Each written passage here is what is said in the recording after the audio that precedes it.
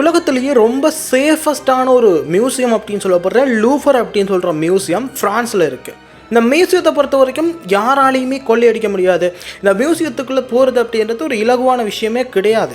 ஏன்னா அங்கே அவ்வளவுத்துக்கு செக்யூரிட்டி அப்படின்றது இருக்கும்.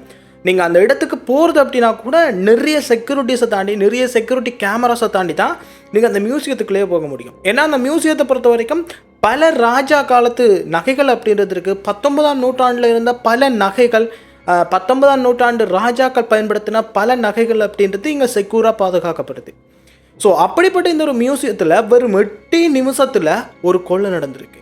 இந்த கொள்ளையை பொறுத்த வரைக்கும் இது வரைக்கும் எக்ஸ்பெக்ட் பண்ணாத, ஹாலிவுட் படத்தில் மட்டுமே நடக்கும் அப்படின்னு எக்ஸ்பெக்ட் பண்ணப்பட்ட ஒரு வித்தியாசமான ராபரி தான் இந்த 8 மினிட்ஸ் ராபரி அப்படின்றது. ஒரு ரொம்ப இன்ட்ரெஸ்டிங்கான ஒரு ராபரியாக இருக்கும். இந்த வீடியோ பார்த்து முடிக்கும் போது கண்டிப்பாக ஒரு இன்ட்ரெஸ்டிங்கான ஒரு ஃபீலோட தான் இந்த வீடியோ முடிப்பீங்க. ஸோ மறக்காமல் சேனலை சப்ஸ்கிரைப் பண்ணிக்கோங்க. ஸோ வாங்க வீடியோக்குள்ளே போகலாம். கதை ஆரம்ப காலகட்டத்தில் நடந்தது கிடையாது, பல 100 வருஷத்துக்கு முன்னாடி நடந்தது கிடையாது. இப்போது 2025 நடந்த ஒரு இன்ட்ரெஸ்டிங்கான ஸ்டோரி தான் இது. 2025 அக்டோபர் 19 அன்னைக்கு காலையில் வழக்கம் போல் இந்த மியூசியத்தை ஓப்பன் பண்ணியிருக்காங்க. இந்த மியூசியத்தை வழக்கமையாக ஓப்பன் பண்ணும்போது பல நாடுகள்லேருந்து பல தரப்பட்ட மக்கள் இந்த மியூசியத்தை பார்க்குறதுக்காக வந்திருக்காங்க. 8:30க்கு இந்த மியூசியம் அப்படின்றது ஓப்பன் ஆகுது. சரியாக அரை மணித்தியாலம் கழித்து 9 மணி அப்படின்றது ஆகுது. அந்த டைமில் அந்த மியூசியத்துக்கு பின்னாடி ஒரு நதி அப்படின்றது இருக்குது. இந்த நதிக்கரையில் ஒரு சஸ்பீசியஸான ஒரு ட்ரக் அப்படின்றது வந்து நிற்கிது. இது எல்லாமே எப்போ தெரிய வந்திருக்கு அப்படின்னா அந்த மியூசியம் கொள்ளையடிக்கப்பட்டதுக்கு அப்புறமா. ஸோ அதை நான் முன்னாடி இருந்து சொல்கிறேன். ஸோ இமேஜின் பண்ணிக்கோங்க.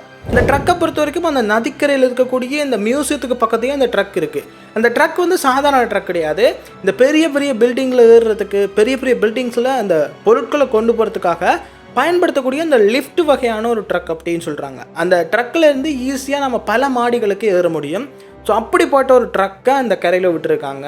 அந்த ட்ரக்குக்குள்ளே ஒரு சில நபர்களுமே இருந்திருக்காங்க. இந்த நபர்களை பார்க்கும்போது இந்த கன்ஸ்ட்ரக்ஷன் ஒர்க் பண்ணுறவங்க மாதிரி அவங்களோட ட்ரெஸ், அந்த கோட் எல்லாமே ஆரஞ்ச் அண்ட் அந்த ஒரு க்ரீனிஷ் கலரில் அந்த ட்ரெஸ் கோட் அப்படின்ட்டு இருந்திருக்கு. அண்ட் இதை பார்த்த நிறைய பேர் ஒருவேளை ஏதாவது கன்ஸ்ட்ரக்ஷன் ஒர்க்குக்காக வந்திருக்கலாம் அப்படின்னு சொல்லிட்டு அவங்கள இக்னோர் பண்ணிட்டாங்க. பட் இந்த 5 பேர் தான் அந்த ராபரியை பிளான் பண்ணி சக்ஸஸ்ஃபுல்லாகவே முடிச்சிருக்காங்க. இந்த ட்ரக்கை அந்த இடத்துல விட்டுட்டு சரியாக 30 நிமிஷம் அப்படின்றது நடக்குது. சரியாக 9 மணிக்கு இந்த ட்ரக்கில் இருந்து ஃபர்ஸ்ட் ஃப்ளோரில் இருக்கிற பால்கனிக்கு அவங்க அத்தனை பேருமே வந்து இறங்குறாங்க. அந்த பால்கனியில் இருந்துக்கிட்டு அங்கே உள்ளே போகிறதுக்காக ஒரு கிளாஸ் அப்படின்றது தடுப்பாக வைக்கப்பட்டிருக்கு.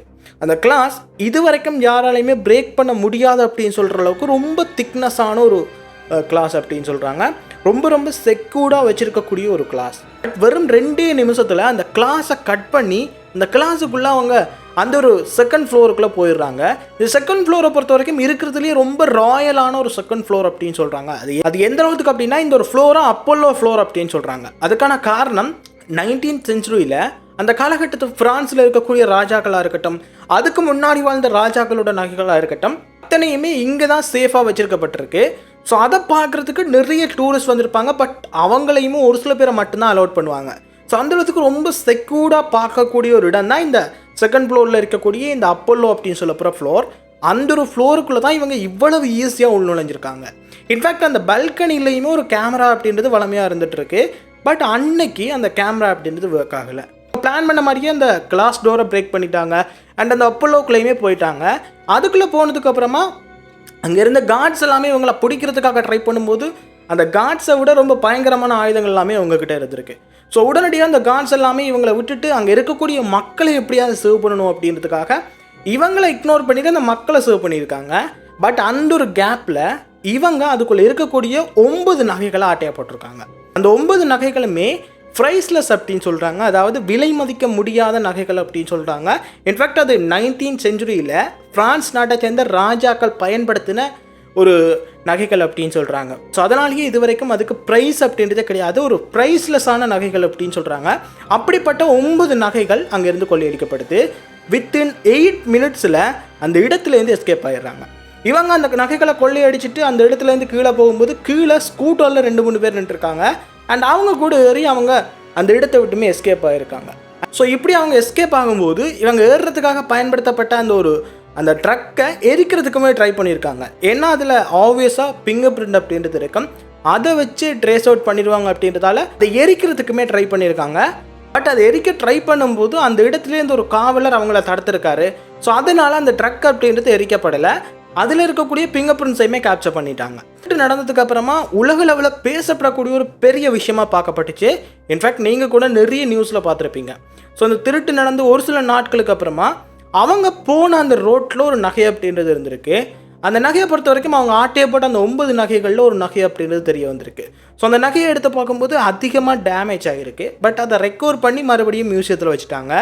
பட் மீதி அந்த 8 நகைகளுமே எங்கே போச்சு அப்படின்னு இப்போ வரைக்கும் தெரியாது. யார் ஆட்டையை போட்டாங்க அப்படின்னு தெரியாது. இன்ஃபேக்ட் இந்த ஒரு செஞ்சுரியிலேயே ஒரு பிக்கஸ்ட் ராபரி அப்படின்னு சொல்கிறாங்க. ஏன்னா நீங்கள் 20th செஞ்சுரி தாண்டினதுக்கப்புறமா ஒரு பெரிய ராபரி அப்படின்னா அது கண்டிப்பாக இதுதான். ஸோ அதுக்கும் வரும் 8 நிமிஷத்தில் உலகத்தோட சேஃபஸ்டான ஒரு மியூசியம் அப்படின்னு சொல்லப்படுற இந்த ஒரு மியூசியத்திலேருந்து ரொம்ப ஈஸியாக 9 நகைகள் ஆட்டையை போட்டிருக்காங்க. அந்த ஆட்டையை போட்டவங்களோட அங்காடியாளங்களை வச்சு அவங்களோட ஃபிங்கர் பிரிண்ட்ஸை வச்சு 2 குற்றவாளிகள் அப்படின்றத பிடிக்கிறாங்க. பட் அவங்களையுமே சந்தேகத்தின் பேரில் தான் பிடிக்கிறாங்க. பட் அவங்க தான் திருடாங்களா அப்படின்னு இப்போ வரைக்குமே தெரியாது. அண்ட் அந்த மீதி நகைகள் எங்கே போச்சு, யார்கிட்ட விற்றாங்க, திருடவங்க யார் அப்படின்னு இப்போ வரைக்கும் இன்வெஸ்டிகேஷன் நடந்துக்கிட்டு தான் இருக்குது. அண்ட் அதை தாண்டி ரொம்ப இன்ட்ரெஸ்டிங்கான விஷயம் என்ன அப்படின்னா, இந்த நகைகள் திருடப்படும் போது அந்த நகைங்களுக்கு பக்கத்தையே இன்னுமே விலை கூடின நகைகள் அப்படின்றது இருந்திருக்கு. பல லட்சம் கோடி மதிப்புள்ள டைமண்ட் பதிக்கப்பட்ட நகைகளாக இருக்கட்டும், பல ஆயிரம் கோடி மதிப்புள்ள டைமண்ட் நெக்லஸாக இருக்கட்டும், இப்படி நிறைய நகைகள் அப்படின்றது அந்த இடத்துல இருந்திருக்கு. பட் சொல்லி வச்ச மாதிரி இந்த 9 நகைகளை ஏன் எடுத்தாங்க அப்படின்றதுமே ஒரு கேள்வியாக இருந்துக்கிட்டு இருக்கு. மேபி இது அவங்க பிளான் பண்ணி பண்ணியிருக்கலாமோ அப்படின்ற மாதிரியுமே ஒரு தாட்ஸ் அப்படின்றது போகுது. ஏன்னா அந்த பால்கனியில் இருக்கக்கூடிய கேமரா அப்படின்றது ஒரு சில நாட்களுக்கு முன்னாடி தான் அந்த இடத்துல ரிப்பேர் ஆகிருக்கு. அதையுமே அவங்க சரியாக ரிப்பேர் பண்ணப்படலை அப்படின்னு சொல்கிறாங்க. அண்ட் அதே நேரத்தில் அவங்க உடைச்சிட்டு போன ஃப்ளோராக இருக்கட்டும் அண்ட் அவங்க எடுத்துகிட்டு போன நகைகளாக இருக்கட்டும் எல்லாமே எக்ஸாக்டாக இதைத்தான் எடுக்கணும் அப்படின்னு பிளான் பண்ண மாதிரியே இருந்திருக்கு. மேபி இதுக்கு பின்னாடி ஏதாச்சும் சதி இருக்குமா அப்படின்ற மாதிரி பலதரப்பட்ட கோணத்தில் விசாரிச்சுக்கிட்டு இருக்காங்க.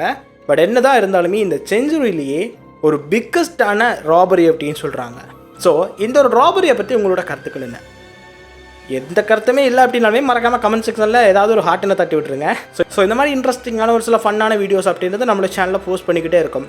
ஸோ அதை மிஸ் பண்ணாமல் பார்க்குறதுக்கு மறக்காமல் சேனலை சப்ஸ்கிரைப் பண்ணிக்கோங்க. நான் உங்களை இன்னொரு வீடியோவில் சந்திக்கிறேன்.